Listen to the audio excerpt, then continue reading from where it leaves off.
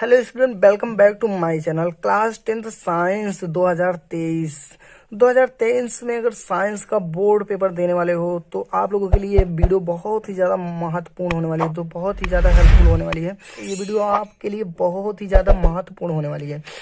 तो हर साल पूछे जाने वाले बोर्ड एग्जाम में जो क्वेश्चंस हैं उन क्वेश्चंस को इसमें बताने वाला हूं, जो कि बोर्ड पेपर में हर साल क्वेश्चंस पूछे जाते हैं। तो 2023 बोर्ड एग्जाम देने से पहले 20 ऐसे महत्वपूर्ण प्रश्न को आप लोग देखिए, जो कि आप लोग अगर तैयार करके जाते हैं तो आप लोगों का लगभग 95% बन सकता है साइंस में। तो इस बार टारगेट है 90 पार, यानी कि लगभग 95%। तो अगर इन 20 क्वेश्चंस को अगर आप लोगों ने, साइंस का बहुत ही महत्वपूर्ण प्रश्न है जो कि आप अच्छे से तैयार करके अगर बोर्ड एग्जाम देने जाते हो तो आपका लगभग 90 के ऊपर आएगा, लगभग 95% आने के चांसेस हैं। तो कौन कौन से 20 ऐसे इंपॉर्टेंट क्वेश्चंस हैं उनको मैं बताने वाला हूं। तो आप लोग वीडियो को पूरा अंत तक देखिएगा। चैनल पे नए हो तो चैनल को सब्सक्राइब कर लीजिए। वीडियो अच्छी लगी तो वीडियो को लाइक जरूर करना। 20 महत्वपूर्ण प्रश्न को देखते हैं। इससे पहला प्रश्न है, निम्नलिखित में से कौन सी धातुएं अम्ल में हाइड्रोजन यानी कि H2 को विस्थापित करती हैं? तो विकल्प दिया है कॉपर यानी कि Cu, Pt, Mg मैग्नीशियम और Hg दिया है। तो इसमें कौन सा होगा जो कि हाइड्रोजन को विस्थापित करती है? तो मैग्नीशियम होगा, क्योंकि ऊपर दी गई अपक्रिया किस प्रकार की अपक्रिया है? जो ऊपर दी गई अपक्रिया है ये किस प्रकार की अपक्रिया है? यानी कि पहला है संयोजन अपक्रिया, वियोजन अपक्रिया, द्विविस्थापन अपक्रिया, विस्थापन अपक्रिया। तो ये क्या होगा कि विस्थापित यानी कि देखो O ऑक्सीजन से Fe को विस्थापित कर रहा है, तो ये क्या हो जाएगा? अगला है एल्काइन का सूत्र क्या होता है? एल्काइन का सूत्र क्या होता है? C3H4, पहला C3H4, दूसरा है C3H6, तीसरा है यानी कि C वाला है C2H6, D है C6H6। तो इसमें क्या हो जाएगा? C3H6। इसको हमने एक वीडियो में बताया है, सॉल्व करके बताया है कैसे। तो एथेन का आणविक सूत्र यानी कि C2H6 इसमें से कौन बनाएगा? यानी कि C2 और H6 कह रहा है कि कितना बॉन्ड बना सकता है। देखिए कितने बॉन्ड बना सकता है, तो इसको मैं अभी देखिए C2H6 है यानी कि C2H6 है। देखिए C और C इस तरीके से बॉन्ड बनाएगा। 6 है तो 3 हाइड्रोजन इस कार्बन के साथ, एक एक कार्बन के साथ 3-3 हाइड्रोजन लगेंगे। देखिए तीनों हाइड्रोजन को एक एक बॉन्ड करके ऐसे लगा देना। देखिए पहला, दूसरा, तीसरा, चौथा, पांचवा, छठवां और सातवां। कितने बॉन्ड बना रहा है? 1 2 3 4 5 6 7 बॉन्ड बनाएंगे, यानी कि C2H6 7 सहसंयोजक बॉन्ड यही होगा, सातवां वाला यही होगा, क्योंकि 7 बॉन्ड बना रहा है। नान में क्रियात्मक समूह कौन सा होता है? सिंगल इज, देखिए सिंगल बॉन्ड CHO होगा, कार्बन पे डबल बॉन्ड O होता है, कार्बन और ऑक्सीजन के बीच में डबल बॉन्ड होता है, तो यही वाला होगा। इसमें क्या हो जाएगा? सल्फ्यूरिक अम्ल में अम्लीय हाइड्रोजन का परमाणुविक संख्या कितना होता है? इसमें मैं बता दूं, सल्फ्यूरिक अम्ल में अम्लीय हाइड्रोजन की परमाणुविक संख्या कितनी होती है? 2 होता है। ये कुछ दूसरा ही लिख दिए हैं, ये नहीं होते। इसमें देख लीजिए क्या है, 2 है। और ये क्वेश्चन पूछा गया है, इसका विकल्प दूसरा उतर गया। लगातार ये प्रश्न पूछे जा रहे हैं और हर बार ही आता है, किसी न किसी सेट में रहता है। शुद्ध जल का pH मान कितना होता है? 7 होता है। शुद्ध जल का pH मान कितना होता है? 7 होता है।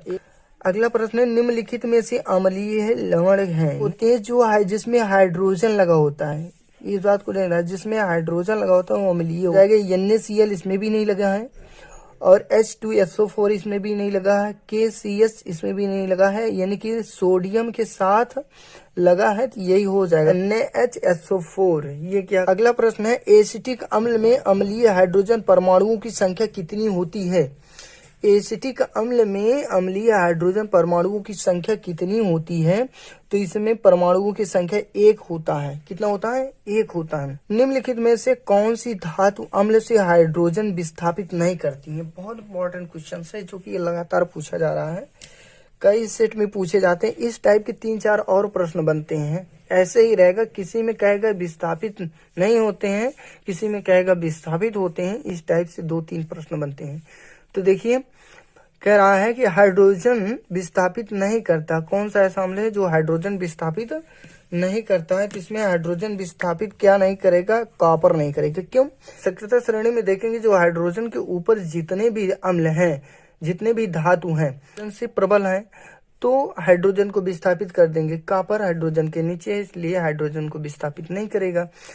क्लोराइड अयस्क का उदाहरण है। देखिए क्लोराइड अयस्क का उदाहरण है, किस अयस्क का उदाहरण? बॉक्साइट का है, सिटेराइट का है, या मैलेकाइट का है, हॉर्न सिल्वर का है।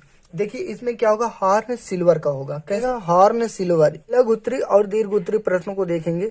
सजातीय श्रेणी की परिभाषा दीजिए, इसे एक उदाहरण देकर स्पष्ट कीजिए। जब कार्बनिक यौगिक को एक समान अणुसूत्र व क्रियात्मक समूह समान हो तथा इन्हें अणुभार 14 के अंतर से घटते हुए क्रम या बढ़ते हुए क्रम में व्यवस्थित किया जाए तो इसे एक श्रेणी का निर्माण होता है। इसे सजातीय श्रेणी कहती हैं। बहुत ही सरल और आसान है, जो कि बोर्ड एग्जाम में पूछा ही जाता है।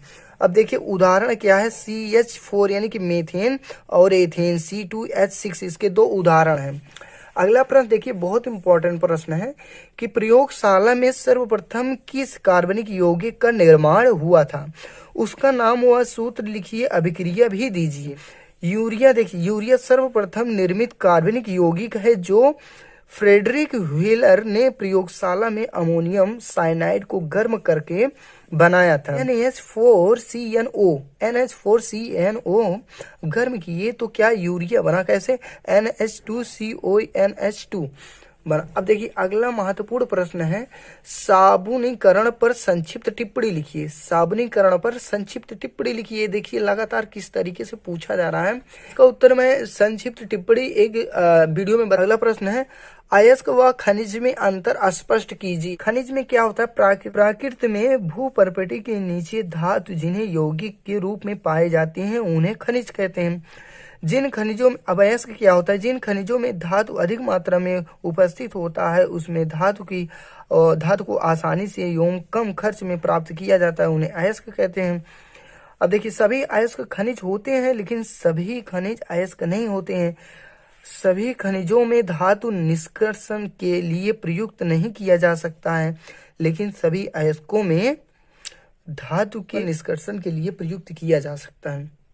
इसका एक उदाहरण देखिए, अयस्क का उदाहरण है हॉर्न सिल्वर। क्या होता है, कॉपर पायराइट। महत्वपूर्ण प्रश्न है, बेकिंग सोडा बनाने की दो विधि भी लिखिए और इसका समीकरण भी लिखिए। देखिए बेकिंग सोडा कैसे बनता है कि बेकिंग सोडा बाइकार्बोनेट यानी कि सोडियम बाइकार्बोनेट NaHCO3 का निर्माण सोडियम कार्बोनेट यानी कि NaH2CO3 के संतृप्त जलीय विलयन में कार्बन डाइऑक्साइड CO2 गैस प्रवाहित करने पर बनता है। इसका समीकरण Na2CO3 प्लस CO2 प्लस जल। देखिए कार्बन डाइऑक्साइड और प्लस जल सोडा बन गया, यानी कि NaHCO3 2NaHCO3 बनेगा। और दूसरी विधि क्या होगी, इसकी दूसरी विधि हो जाएगी सोडियम क्लोराइड की अभिक्रिया करके अमोनिया और जल कार्बन डाइऑक्साइड से अभिक्रिया कराने पर बेकिंग सोडा का निर्माण होता है, यानी कि सोडियम बाइकार्बोनेट प्राप्त होगा। सोडियम क्लोरीन प्लस जल H2O और प्लस कार्बन डाइऑक्साइड CO2 मिला के फिर उसके बाद अमोनिया को एक साथ HCO3 प्लस NH4Cl। अगला है प्लास्टर ऑफ पेरिस बनाने की विधि।